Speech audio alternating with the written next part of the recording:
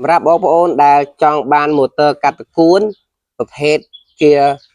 ម៉ូទ័រម៉ាសេះកន្លះថ្ងៃនេះគឺខ្ញុំមានលក់ម៉ូទ័រប្រភេទម៉ាសេះកន្លះហើយសម្រាប់បងប្អូនទាំងអស់គ្នាដែលចង់បាននៅ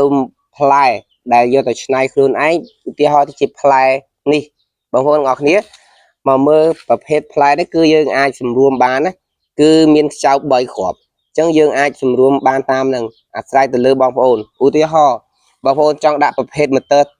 នេះប្រភេទម៉ូទ័រនេះ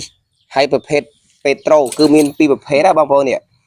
ប្រភេទពេត្រូនេះគឺវាធំមុខវា25ចំពោះម៉ូទ័រពេត្រូនេះដែរគឺវាមុខវាតូចទេអញ្ចឹងយើងមកដាក់នៅកន្លែងនេះបងប្អូនទាំងអស់គ្នាយើងអាចសេរីតាមពេត្រូយើងអាស្រ័យទៅលើម៉ូទ័ររបស់យើងសម្រាប់បងប្អូនដែលយកទៅតម្លើងខ្លួនឯងតែបើចំពោះបងប្អូនចង់ឲ្យខ្ញុំតម្លើងគឺខ្ញុំតម្លើងតាក់ជូនតាមប្រភេទបងប្អូនចង់បានចាំបងប្អូនចង់បានប្រភេទដាក់ពេត្រូតូចពេត្រូធំឬក៏ប្រភេទដាក់ឆ្នាំងដែកឬអ្វីមួយគឺខ្ញុំអាចធ្វើបានទាំងអស់បងប្អូនទាំងអស់គ្នាណាហើយសម្រាប់ផ្លែនេះគឺយើងមានលក់ជីឈុតអញ្ចឹងហើយក៏មានជីចគួរអញ្ចេះដែរបងប្អូនណាបាទបងប្អូនចង់បាន comment ឬក៏តាក់ទងក្នុង YouTube ខាងក្រោមដែលវាមាន link នៅខាងនោះបងប្អូនអាចចុច link ទៅនឹងទៅគឺតាក់ទងតាម Telegram របស់ខ្ញុំឬក៏ Facebook page របស់ខ្ញុំបាទហើយចំពោះបងប្អូនចង់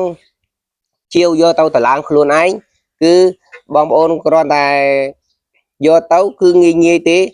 បងប្អូនយកទៅអញ្ចឹងគឺយើងដោះផ្លែវាមកចាប់នឹងខ្ចៅគឺដាក់ឲ្យគ្រប់គ្រាន់សម្រាប់យើងប្រើប្រាស់នឹងហើយចំពោះក្បិតរបស់វាបងប្អូននេះក្បិតរបស់វាមុតយើងអាចកោពុកមាត់ដាច់បងប្អូនហើយចំពោះដែកនេះដែរអាកន្លែងកណ្ដាលនោះគឺយើងមានខ្ចៅវាសម្រាប់សម្លាប់វាបាទនេះនៅក្នុងកញ្ចប់នោះគឺមានមួយឈុតហើយចំពោះរុនរបស់វាគឺពី10លីបងប្អូនចង់ដាក់ជាប្រភេទម៉ូទ័រចេះបងប្អូនមានម៉ូទ័រកោះដូងម៉ូទ័របូមទឹកអីគឺបងប្អូនអាចច្នៃទៅបានហើយដាក់យើងដាក់ទៅដាក់ឲ្យចូលហើយយើងរឹតសម្លាប់នោះយើងបាញ់ពេត្រូឲ្យស្អាតបាទហើយប្រភេទជាម៉ូទ័រចេះគឺកម្លាំងវាខ្លាំងបងប្អូនម៉ូទ័រនេះគឺកម្លាំងវាម៉ាសេះបងប្អូនគឺកម្លាំងវាម៉ាសេះអាចប្រើបានដូចគ្នាហើយកម្លាំងខ្លាំងទៀត